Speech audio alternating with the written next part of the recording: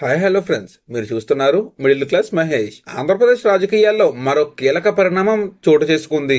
YCP ఎంపీల రాజీనామాతో 3 రాజ్యసభ స్థానాలు ఖాళీ కావడం చర్చనీయాంశమైంది. ఈ ఖాళీలను భర్తీ చేయడానికి డిసెంబర్లో ఉప ఎన్నికలు నిర్వహిస్తున్నారు. అందులో ఒక రాజ్యసభ సీటు జనసేనకు దక్కే అవకాశం స్పష్టమైంది. జనసేన తరపున మెగా బ్రదర్ నాగబాబును రాజ్యసభకు పంపించాలని యోచన జరుగుతోంది. పవన్ కళ్యాణ్ నేతృత్వంలోని జనసేనలో ఇది ప్రాధాన్యత కలిగిన చర్యగా భావిస్తున్నారు. తెలుగు చిత్రసీమలో సుదీర్ఘ అనుభవం ఉన్న నాగబాబు రాజకీయాల్లో తన సత్తా చాటేందుకు సిద్ధమవుతున్నారు. నాగబాబు రాజ్యసభకు వెళ్లడం పార్టీ ప్రాధాన్యతను మరింత పెంచుకుందని విశ్లేషకులు అంటున్నారు.